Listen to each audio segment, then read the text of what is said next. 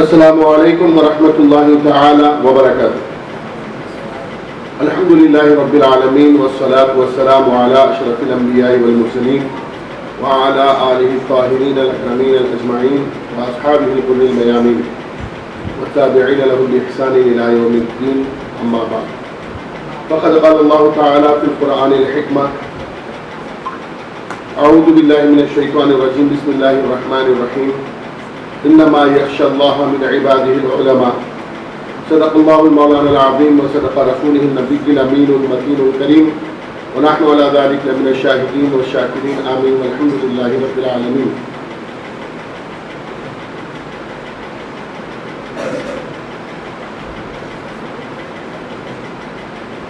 جیسا کہ یہ بات اظہر من الشمس ہے کہ ہم یہاں جمع ہونے کا مقصد شیخ الاسلام ہے، اور وہی شیخ الاسلام والمسلمین امام محمد انوار اللہ فاروقی بانی جامع نظامیہ علیہ رحمت و رضوان ارشاد فرماتے ہیں کہ محفل کوئی بھی ہو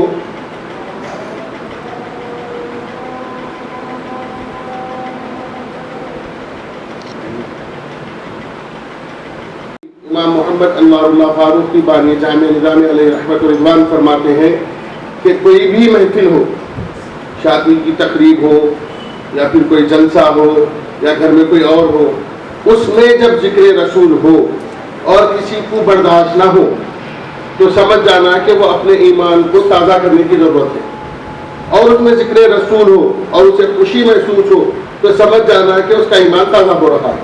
تو اب چونکہ محفل ہی شیخ الاسلام پر ہے تو آئیے ان کی اس بات کو پورا کرتے ہوئے ہم ہمارے آقا، ہمارے مالک حبیب کبریا محمد رسول اللہ صلی اللہ علیہ وسلم کی بارگاہ میں ہدیۃ درود شریف کا نذرانہ پیش کریں. اللہم صلی علی سیدنا محمد وعلی آل سیدنا محمد وعلی اصحاب سیدنا محمد وعلی جناب السلطان الاولیاء برہان الاصفیاء نائب رسول اللہ وارث کتاب اللہ قائل قول قدمی هذه على رقبة كل ولي الله المحبوب السبحاني الغوث الصمداني شيخ الجن والإنس والملائكة وشيخ الطريقة والحقيقة والمعرفة والدين والشريعة شيخنا وشيخ الكل ومنازلنا ومنازل الكل وقطبنا وأقطاب الكل سيدنا ومرشدنا ووسيلتنا إلى الله في الدارين ابی محمد محی الدین الغوث الاعظم الحسنی الحسینی الجعفری الجیلانی رضی اللہ عنہ وارضاہ عنا ولا حرمنا من برکات قربہ فی حضرت مولا. تمام طالب علم اس بات سے واقف ہے کہ ہم جس انوار محمدی میں پڑھ رہے ہیں، رہ رہے ہیں، سیکھ رہے ہیں، اس چمن کا، اس چمنستان کا بانی جہاں سے پڑے ہیں وہ تمام کے تمام شیخ الاسلام کی ہی نہر سے بہتے ہوئے پھول ہیں. یہ شیخ الاسلام انوار اللہ فاروقی بانی جامع نظامیہ کی ذات اقدس کو آپ کے سامنے اس واسطے بتانا ہے تاکہ ہم میں بھی وہ فکر پیدا ہو جو فکر شیخ الاسلام اس دین کے لیے رکھا کرتے تھے.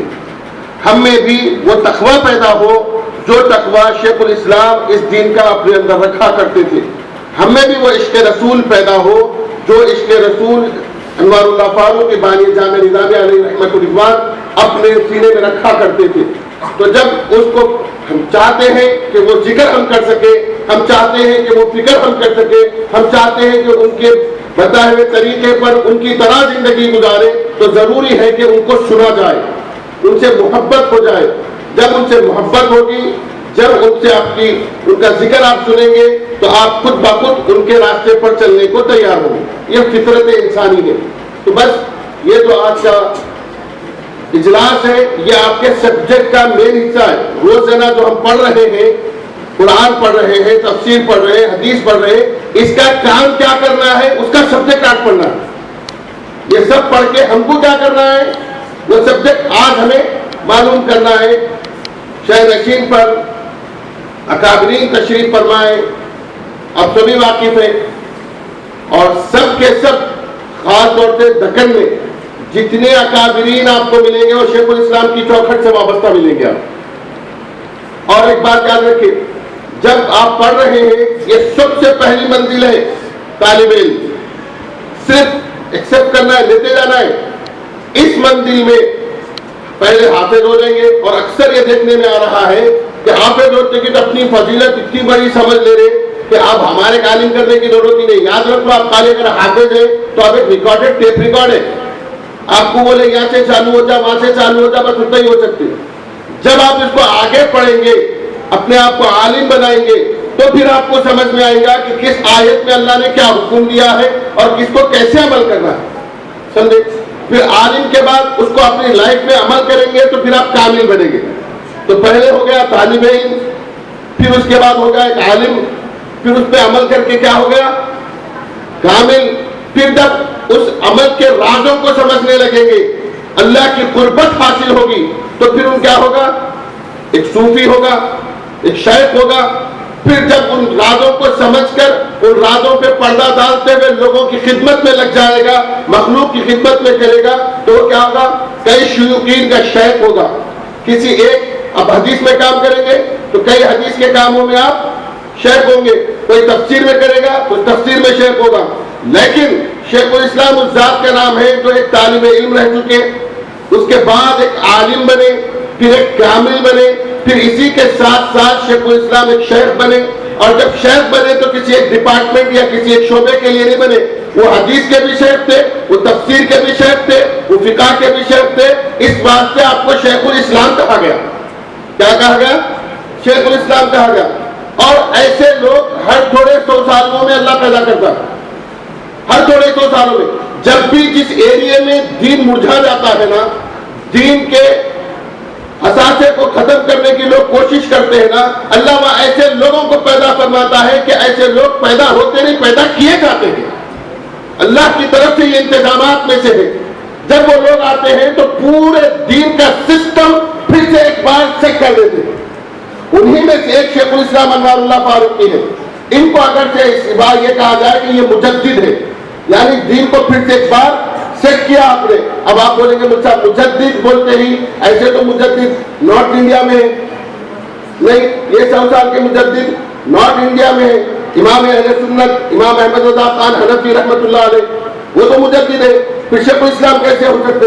یہ بڑی فکر تھی. ہم ہمیشہ شیخ الاسلام کو آپ دیکھو، ان کے کارناموں کو دیکھو. اہل دکن میں جیسا کہ ابھی زبان میں سے آپ نے سنا کہ ذبح کرنے کے مسائل، ملا کے جو مسائل ہوتے نا ذبح کرنے کے، کہ کون کرنا کون نہیں کرنا، بسم اللہ پڑھنا نہیں پڑھنا، مسلمان ہونا نہیں ہونا، وضو ہونا نہیں ہونا، قبلے کی طرف جانور کا منہ ہونا نہیں ہونا، پھر عقیقے کے بکرے کو کیا پڑھنا ہے، قربانی کے بکرے کو کیا پڑھنا ہے، روزانہ کاٹ کے بیچنے کے بکرے کو کیا پڑھنا ہے، غیر مسلم کی دکان میں کیا پڑھنا ہے، شوق کہانی ہے. یہ سب سیٹ کرا کس نے؟ شیخ الاسلام انوار اللہ فاروقی نے. اور جب انہوں نے یہ سیٹ کیا تو اتنے اخلاص کے ساتھ سیٹ کیا کہ میں ذمہ داری کے ساتھ یہ بات بتاتا ہوں. میں شہر کے علاوہ میں بھی کئی گاؤں میں رہتا ہوں. دیکھو آپ جا کر آج بھی اہل دکن کے گاؤں میں تو وہاں پہ غیر مسلم بھی بغیر ذبیحہ کا نہیں کھاتا، دکان میں نہیں بیچتے، حلال کا رجوع نہیں ہے بولتے. کئی بار میں خود راتوں میں جا کے ذبح کیا، گھر کو آ کے مسلمانوں کے اٹھا کے مجھے بڑا کاٹنا ہے بالکل. ارے آدھی رات میں بکرا تھا، کاٹ لیتا، کس کو معلوم ہوتا؟ نہیں بغیر ذبح کا تو کاٹے تو دکانے کی برکت چلی جاتی ہوگی.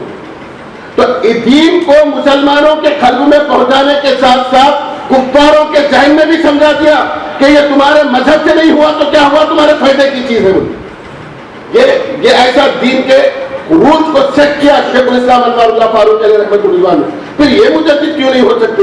ایسے ہی بات نکلی. پیر و مرشد شہزادے حضور غوث العظم خطیب دکن رحمۃ اللہ علیہ کے پاس ہم تھے. پوچھا حضرت اگر وہاں پہ مجدد ہے نارتھ انڈیا میں، پھر ساؤتھ انڈیا میں انوار اللہ فاروقی علیہ رحمۃ اللہ علیہ، تو پھر انہوں مجدد نہیں ہو سکتے. اچھا پھر اگر ان کو مجدد مانے تو پھر یہ تضاد کے 100 سال میں ایک ہی مجدد ہوگا. تو خطیب دکن مسکرا کے بولے ارے یہ کم نظری کب تک چلاؤ گے کہ ایک ہو جائے تو دوسرا نہیں ہوگا. ایک وقت میں 2 نبیاں ایک جگہ آ سکتے، جیسے موسیٰ اور ہارون، جیسے یوسف اور ان کے والد. ایک وقت میں 2 نبیاں ہو سکتے تو ایک وقت میں 2 مجدد نہیں ہو سکتے. کیا ہو سکتے؟ اس میں کوئی دو رائے نہیں ہے. وہ نارتھ انڈیا کے مجدد ہے، یہ ساؤتھ انڈیا کے مجدد ہے، ہمارے اہل دکن کے یہی مجدد ہے، ہمارے امام یہی ہے، ہمارے ناصر ہمارے مونس یہی ہے، تو جنہوں نے ہمارے پورے ساؤتھ انڈیا میں دین کو سیٹ کیا. کیسے سیٹ کیا؟ باضابطہ نظام بنا کر سیٹ کیا، ایک پورا شیڈول بنایا کہ جو آدمی اس میں رکھتا ہے کہ میں امامت کروں گا تو پہلے اس کو شک ہوگی کہ ہمارے پاس ایگزام دے گا، ایگزامینیشن ہوگا. آج جو جامعہ میں آپ نے ایگزام دیا ہوگا امامت کا، خطابت کا، یہ گورنمنٹ لیول پر کرواتے تھے. وہ سمجھے بات؟ یہ امامت خطابت کے تو کئی لوگ نکل گئے، لیکن ملا کے لوگ جو گورنمنٹ میں دیے تھے نا حضور نظام کے دور میں، آج بھی ان کی نسلیں گاؤں میں ملا گیری کر رہی. اور کیسے ملا گیری کر رہی؟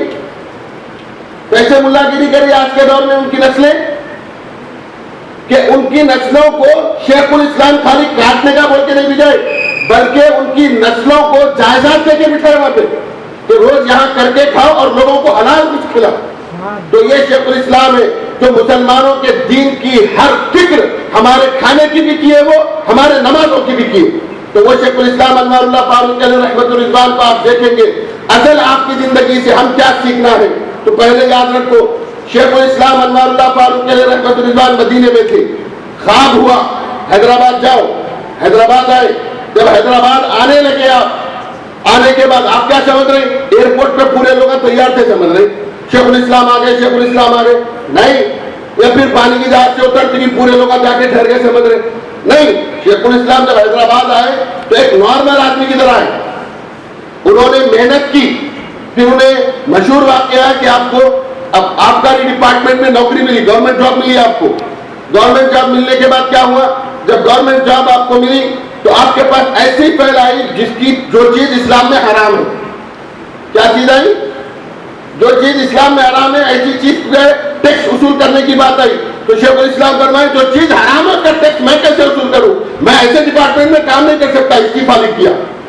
آپ کے آئیس آفیسر نے کہا دیکھو انوار اللہ، یہ ڈپارٹمنٹ میں نوکری ملنا ایک بڑی بات ہے، گورنمنٹ نوکری ملنا آج بھی بڑی بات نہیں تھی مسلمانوں کو.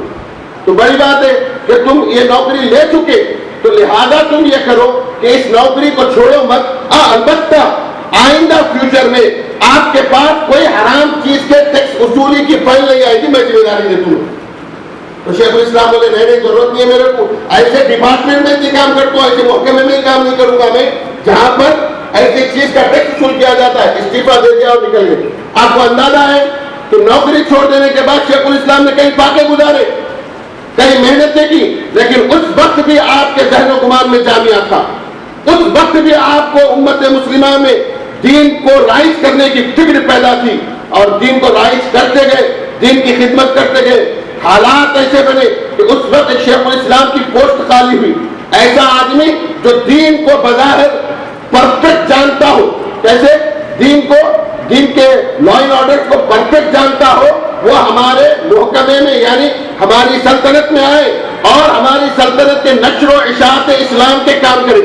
بادشاہ پریشان تھا تو وہ آفیسر بولا ارے انوار اللہ فاروقی ہے جنہوں نے صرف سائن کے واسطے استعفا دے دیا. یہ تقویٰ وہ رکھتے ہیں اور علم اور وجاہت تو پوچھو ہی مت آپ کی. تو بولے بلاؤ ان کو. بلانے کے بعد پھر مذہب امور معتمد اسلامی کا آپ کو پوسٹ دیا گیا، یعنی آپ اسلامک ڈپارٹمنٹ کے چیئرمین تھے. سمجھو آپ سمجھے، منسٹر تھے آپ حضور نظام کے دور میں. جب یہ چیئرمین تھے تو اتنا پاور تھا شیخ الاسلام کے پاس کہ شبلی نعمانی صاحب جیسا ایک بڑا عالم، علی گڑھ یونیورسٹی کا ایک بڑا عالم، اور ان کی کتاب سیرت النبی پر کئی حوالوں سے مشہور ہے. اس کتاب کو جب ان کو لکھنا تھا تو نہ ان کے پاس پیپر تھا نہ قلم تھا. تو انہوں نے حضور نظام سے بولا کہ کچھ پیسے دو صاحب ہم لکھتے کتاب. تو حضور نظام بولے نہ تم ہماری رعایت ہے نہ تمہاری کتاب سے ہمارے کچھ فرق پڑنے والا ہے، لہٰذا میں کتاب لکھنے کے آپ کو پیسے نہیں دے سکتا ہوں. تو لوگ ان کو بولے اگر آپ کو دین کا کام کرنا ہے حضور نظام کی سلطنت میں تو آپ انوار اللہ فاروقی صاحب کے پاس آئیے.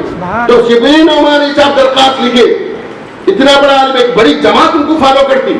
ویسا آدمی ان کو درخواست لکھ کے بولے کہ حضرت میں کتاب لکھنا چاہ رہا ہوں. آپ بولے کچھ مضامین لکھ کر بھیجے، میں دیکھوں گا کہ آپ کے مضامین کیسے سیٹ ہے، پھر آپ کے بعد میں بات کروں گا. انہوں نے کچھ مضامین لکھ کے بھیجے شیخ الاسلام کو سیرت النبی پر، وہ مضامین سمجھ میں آئے تو آپ نے ان کو کہا کہ بادشاہ سے کہا اگرچہ وہ ہماری رعایا سے نہیں ہے، اگرچہ کہ وہ ہمارا سٹیزن نہیں ہے، تو لیکن وہ جو کتاب لکھ رہا ہے، جس رسول پہ لکھ رہا ہے، وہ رسول تو ہمارا ہے.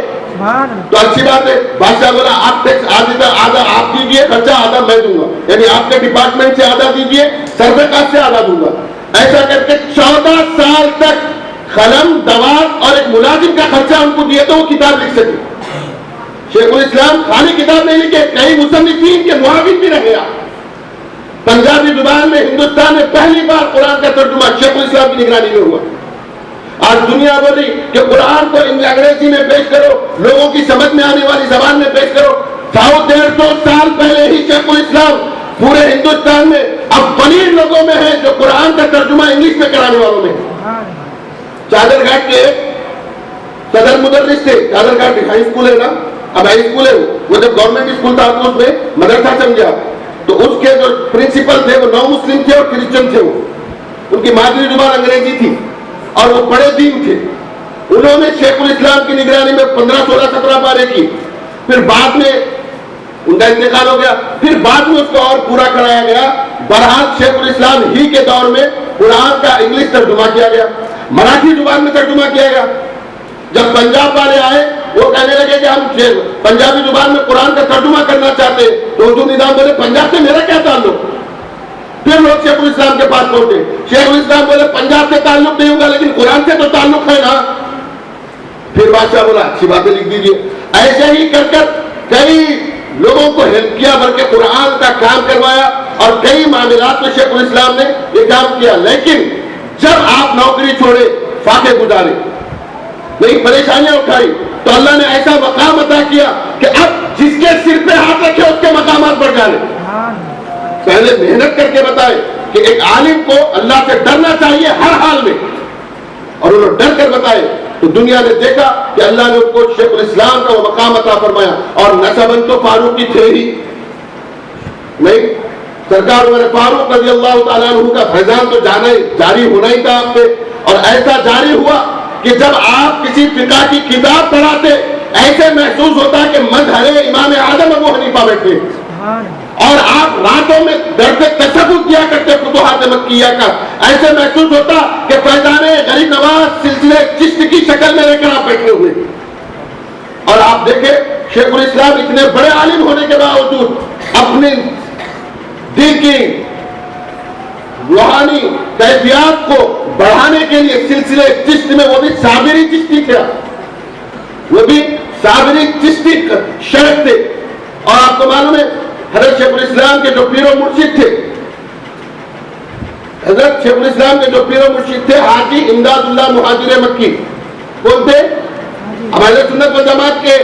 اب ہم کو اکثر لوگ بولتے ہیں کہ آپ لوگ مرید کے بنتے، اتنے پڑھ لکھ کے بعد مرید بننے کی کیا ضرورت ہے، ایسے بہت سارے بات آتے. تو حاجی امداد اللہ مہاجر مکی ایسے آدمی تھے کہ آپ مکے کے صحن میں بیٹھ کر درس مثنوی دیتے تھے، مگر کسی یونیورسٹی کی سرٹیفکیٹ نہیں رکھتے تھے اپنے پاس. کوئی لکھ کے نہیں دیا آپ کو عالم ہے بلکہ، مگر آپ کے مریدین میں بڑے بڑے مفسرین، آپ کے مریدین میں بڑے بڑے محدثین، وفادار بھی بے وفا بھی. وفاداروں کے لیے نگاہ ہے تو شیخ الاسلام ہے، اب بے وفاؤں کے لیے سننا بھی کیوں بے وفا کی بات. تو شیخ الاسلام کیسے کہ ان کے پیر و مرشد حاجی امداد اللہ مہاجر مکی رحمۃ اللہ علیہ جب درس دیتے تو لوگ بولتے کہ مثنوی کی کسی شرح میں یہ بات نہیں آتی اور یہ امداد اللہ مہاجر مکی کہاں سے سمجھاتے. لوگ کئی دن آپ کے پیچھے لگے، آج اٹھتے بیٹھتے پورے چیزاں دیکھتے گئے، نہیں ملے تو شریف لوگ آ کے بولے حضرت 8 دن سے نظر رکھے ہوئے ہیں، سوگے کو دیکھے، اٹھے کو دیکھے، چلے کو دیکھے، بیٹھے کو دیکھے، گھر میں چلے، ہر جگہ جھانکے، معلوم ہی نہیں ہو رہا آپ کوئی کتاب سے پڑھ کے مثنوی پڑھاتے. حضرت مسکرا کے بولے جب کبھی مثنوی میں کوئی چیز سمجھ میں نہیں آتی تو صاحب مثنوی سے پوچھ لے تو بولے، بیٹھے بیٹھے جلال الدین رومی سے پوچھ لے تو بولے. اتنا کشف وسیع تھا آپ کا. وہ حاجی امداد اللہ مہاجر مکی. اب اتنے بڑے پیر و مرشد، ان کے کئی مریدین مفسر محدث، تو ایک بڑے عالم تھے ان کے مرید، ان سے ایک آدمی بولنے لگا ارے تم خود یار اتنا پڑھے لکھے آدمی ہو، اتنا کچھ سیکھے ہو، پھر ایک امداد مہاجر مکی کے ہاتھ میں بیٹھتے کیوں کریں؟ نہیں، اتنے پڑھے لکھے خود ہے، پھر مرید ہونے کی کیا ضرورت پڑی آپ کو؟ تو وہ جو آپ کے مرید تھے حاجی امداد اللہ مہاجر مکی کے، وہ کہنے لگے کبھی مٹھائی کی دکان میں گئے کیا پوچھے؟ ہاں بالکل گیا، مٹھائی کی دکان میں کیا دیکھے؟ بولے خلاقن دیکھے، دیکھا کیسا دکھتا دیکھنے میں؟ بولے دودھ کا کیچڑ دکھتا، لڈو دیکھے گول رہتا، گلاب جامن دیکھے کالا رہتا، اوکے جلیبی دیکھے ٹیڑھی بنگی رہتی. بس ہم نے بھی کتابوں میں ایسے ہی دیکھا تھا، نماز ایسے اٹھنے اور بیٹھنے کو کہتے ہیں، روزہ اس ٹائم سے بھوکے رہنے کو کہتے ہیں، مگر ہم نے بھی ویسے ہی دیکھا تھا جیسے تم نے مٹھائی کی دکان دیکھی، لیکن مزہ اس وقت معلوم ہوا جب اس کو کھایا. گلاب جامن کا ٹیسٹ الگ ہوگا، قلاقند کا ٹیسٹ الگ ہوگا، جلیبی کا ٹیسٹ الگ ہوگا. ایسے ہی ہمیں اس وقت معلوم ہوا کہ نماز کی حلاوت، اس کا خشوع خضوع کیسے پیدا کرنا ہے اور اس کو کیسے اللہ کی قربت میں جانے کا طریقہ ہے، وہ امداد اللہ مہاجر مکی سے ہم نے سیکھا. روزے کی حلاوت ہم نے ان سے معلوم کی، اور نماز پڑھنے کی حلاوت ان سے معلوم کی، قرآن پڑھنے کی اور پڑھانے کی حلاوت ان سے معلوم کی. تو معلوم یہ ہوا کہ چیز تو ہم پہلے پہچانتے تھے، لیکن اس کے مزے کو پہچانا ہم نے امداد اللہ مہاجر مکی کی صحبت سے. تو یہ فائدہ ہوتا ہے مرید بننے کا. اور شیخ الاسلام بانی نظامی علیہ رحمت الرضوان ہر جہت سے دیکھو آپ شیخ تھے. آپ تصوف میں دیکھو ایسے شیخ تھے کہ درس فتوحات مکی دے رہے ہیں، کسی معاملے پر آپ کو بات سمجھ میں نہیں آئی تو کوئی مصباح فی المنزلتی، ایسے بن جاؤ کہ پوری دنیا کو ستارے بن کے راستہ دو. وہی لم تکن، ایسے نہیں بن سکتے. کوئی مصباح فی المنزلتی، گھر کے چراغ تو ضرور بنواؤ. شیخ الاسلام کے بتائے ہوئے طریقے پر اپنے گھر کو تو ضرور چلاؤ. آپ فکر کرو اپنے خاص طور سے وہ بچے جو دیہاتوں کے یہاں پر ہے، مہاراشٹر کے ہمارے پاس ہے، یہ بچے یہ نہ کو سوچو حیدرآباد میں رہ جانا ہے. حیدرآباد میں خود شیخ الاسلام ہے، ہمیں گاؤں میں جانا ہے، وہاں دین کو پھیلانا ہے. وہاں کے لوگ، وہاں کے زندہ تلسمات کی شیشی بن جاؤ. آپ پیدا ہوا تو لوگ آپ کے نہیں آنا، مر گیا تو آپ کے پاس آنا. یہ کب ممکن ہے؟ جب آپ خدمت کی خدمت کریں. بغیر خدمت کے کس کو کچھ بھی نہیں ملتا. دنیا اتنی مطلبی ہے کہ بغیر روئے کے معبود نہیں پلاتی، نہیں تو آپ کو ایسے مل جائے گا. تو کام کرنا ہمارا کام ہے، اور کام کس کے نہج میں کرنا ہے؟ شیخ الاسلام کی نہج میں کرنا. کام کس کے نہج میں کرنا ہے؟ شیخ الاسلام کے. ایک صوفی بھی بن کر کرنا ہے، ایک عالم بھی بن کر کرنا ہے، ایک مجاہد بھی بن کر کرنا ہے. وہ کام اس وقت ہو سکتا ہے جب ہمیں شیخ الاسلام سے محبت ہو. اس وقت ہو سکتا ہے جب ہم شیخ الاسلام کو سنیں، ان کو پڑھیں، ان کے پاس جائیں، ان کے فیضان کو حاصل کرے. تو یہ ہم سے ممکن ہو سکتا ہے. اللہ آخری سانس تک شیخ الاسلام کے فیضان کو لینے والوں میں ہمیں شمار رکھے، اور ان کے مشن کو پورے عالم میں عام کرنے والوں میں اللہ ہمیں ویسا مبلغ بنائے.